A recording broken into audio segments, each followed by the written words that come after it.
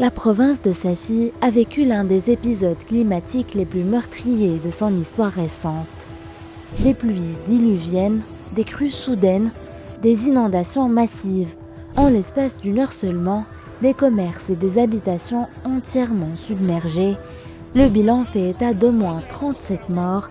La catastrophe a brutalement paralysé la ville, habitations ravagées, commerces détruits, infrastructures endommagées, routes coupées, réseaux d'assainissement saturés, établissements scolaires fermés par précaution, des familles endeuillées, une vie locale mise à l'arrêt.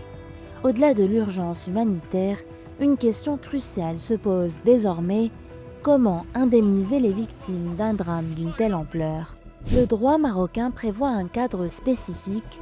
La loi numéro 110/14 institue un régime de couverture des conséquences d'événements catastrophiques lorsque l'intensité dépasse les capacités habituelles des assurances classiques. Encore faut-il que l'événement soit juridiquement reconnu comme catastrophique.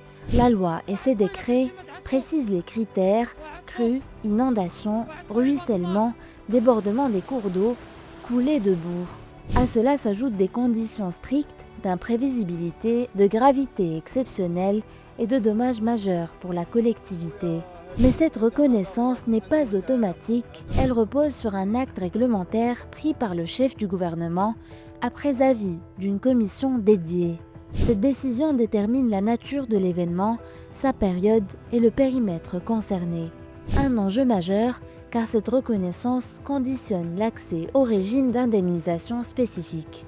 Une fois l'événement qualifié, la loi 110/14 mobilise le Fonds de solidarité contre les événements catastrophiques, un mécanisme destiné à indemniser les victimes non couvertes ou insuffisamment couvertes par une assurance.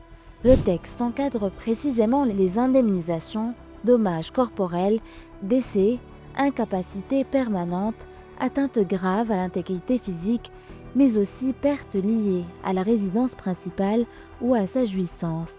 Au-delà de l'aspect financier, la loi repose sur une logique de solidarité nationale, reconnaissant que certains drames dépassent la responsabilité individuelle.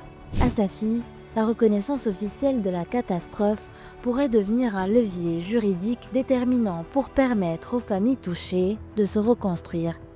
Pour comprendre en détail ce que prévoit la loi, les conditions de reconnaissance et les mécanismes d'indemnisation, lisez l'article complet sur telquel.ma et abonnez-vous à Telquel pour accéder à l'intégralité de nos analyses.